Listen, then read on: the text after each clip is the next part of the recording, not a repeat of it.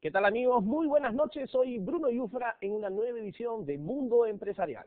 Hoy vamos a conversar con el economista Pablo Secada sobre la coyuntura actual económica en el mundo y su posible impacto en caso de que se desate o se desarrolle una posible recesión. Vamos a conocer las posibilidades de que esto ocurra y cómo, en todo caso, nos agarra bien parados o no. Regresamos con esto tras la pausa.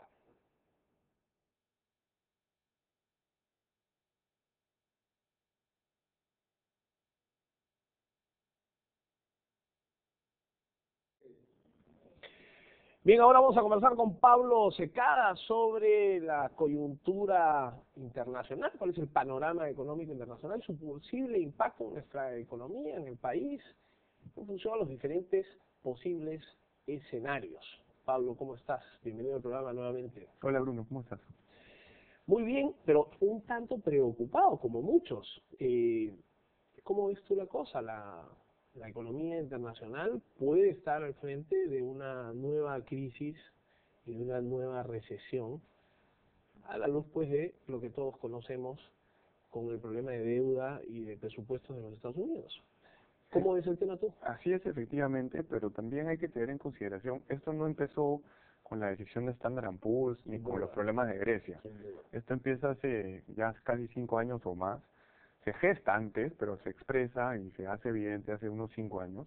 Y el problema es que los estados de algunos países desarrollados y las familias y las empresas de algunos países desarrollados simplemente se sobreendeudaron, ¿no? Se compraban el carro, se compraban la casa valía más, hacían una ampliación de la casa, hacían el viaje soñado, pero el año siguiente hacían el otro viaje soñado y el otro viaje soñado, y el carro ya no era suficiente ese carro, entonces lo cambiaban por uno mejor, hasta que se les acabó la fiesta, ¿no? Y cuando la economía se empezó a desacelerar, todos esos problemas aparecieron. En Estados Unidos tiene un problema de deuda excesiva, que ha hecho que un país que se consideraba uno de los más seguros del mundo, ya no se considere así.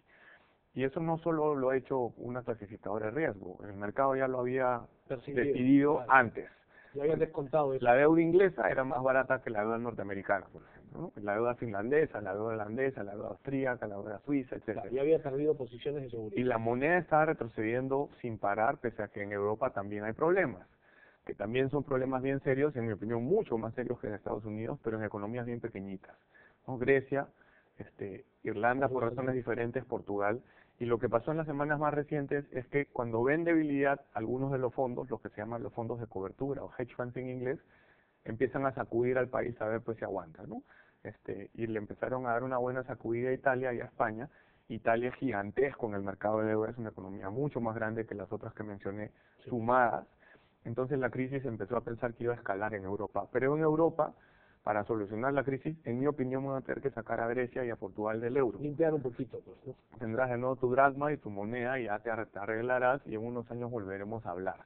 Porque Europa no tiene la voluntad política de seguir cargando con ese par de muertos, ¿no? Comparar pues los fundamentos de la economía griega contra la alemana, No, y además los alemanes se retiraban más tarde, contribuían más a su fondo de pensión, pagaban impuestos más altos y los griegos vivían la vida loca, ¿no? Se retiraban a los 57, los alemanes a los 67, contribuían mucho menos que los alemanes, pagaban menos impuestos, entonces el ciudadano promedio de Alemania le está diciendo a sus autoridades, oye, que estos tipos se arreglen, ¿no? Claro.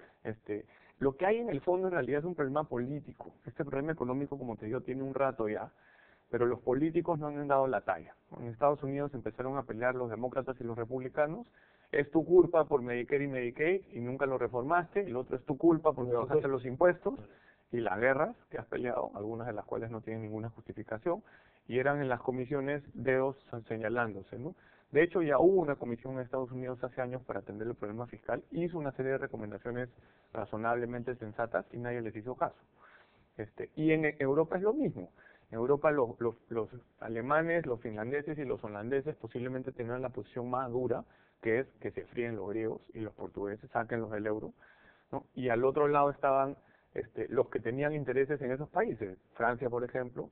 Francia puede perder también la triple A bendita de la clasificación de riesgo porque sus bancos están sobreexpuestos a esos países. Entonces, en este mundo vamos a tener que seguir viviendo.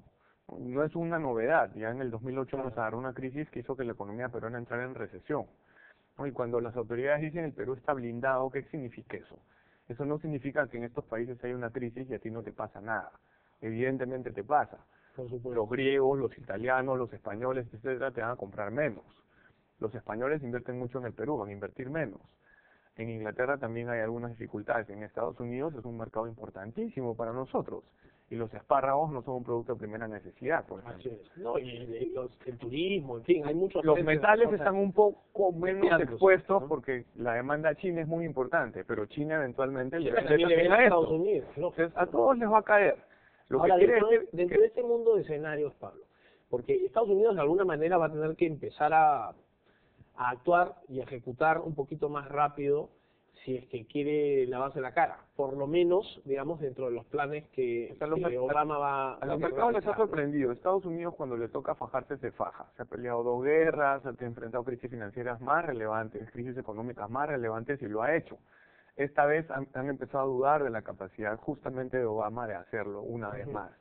Pero veremos, ¿no? O sea, lo han hecho en peores momentos y yo espero que lo hagan también. Ahora, ellos van a aspirar a que su moneda, evidentemente, se evalúe un poco para ser más competitivos, para que puedan vender más, para recuperarse de alguna manera. Que eso está pasando. Que eso ya está pasando. Sí. Posibles impactos, porque nosotros tenemos pues un tipo de cambio que fundamentalmente se va a mover en función de la cantidad de dinero, de divisas que existen en nuestra economía. El diferencial de las tasas de interés va a traer flujos de capitales, y si es que no controlamos los flujos de capitales, pueden haber varias variables que se impactan, principalmente el tipo de cambio. ¿Cómo ves tú el mecanismo, digamos, de transmisión, y qué tan probable ves tú que se desplome de alguna manera el tipo de cambio? El Banco Central ha sido bien heterodoxo y bien efectivo parando capitales de corto plazo. Cuando entraron fuerte, que fue en el 2006 en adelante, les empezó a poner sillas en el camino, ¿no? No alcanzó, les puso mesas, no alcanzó y les hizo un muro, ¿no? Acuérdate, por ejemplo, que en un momento entraban a comprar certificados de depósitos. Crean los certificados para los no residentes, con lo cual les dice, todos ustedes van a estar del mismo lado de la transacción financiera, entonces ya no va a tener sentido hacerla.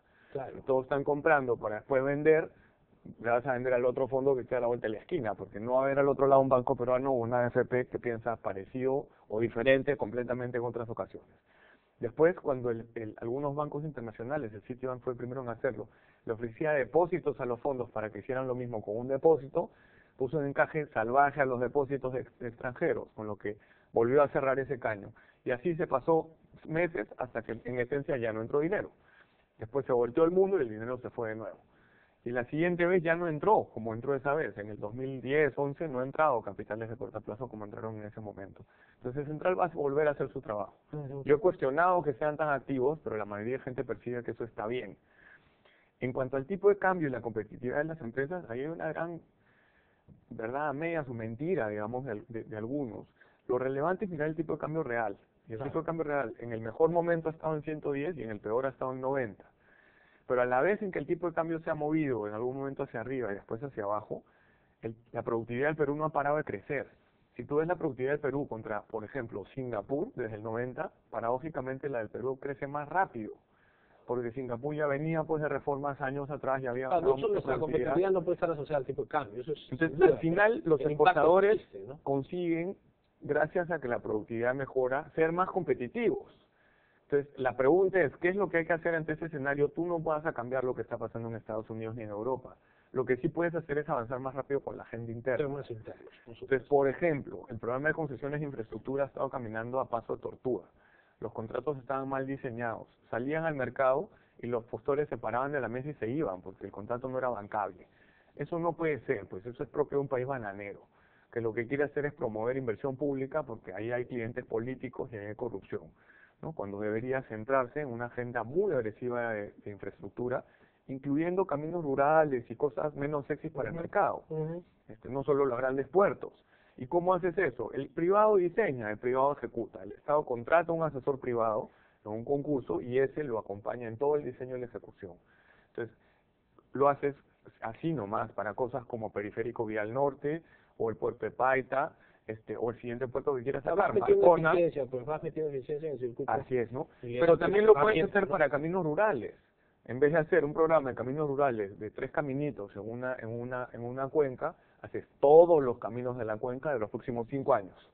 Entonces, en vez de sacar al mercado 50 millones de soles, que nadie va a querer, sacas al mercado 500 millones de soles. Claro, que hace más sentido, ¿no? Que ya van a venir un par de postores, por ejemplo, empresas peruanas de asesoría financiera como Enfoca u otras pueden entrar a tallar, a competir, y al final tienes a Enfoca asesorando a los gobiernos regionales de la zona central del Perú, de todo el Valle del Mantaro.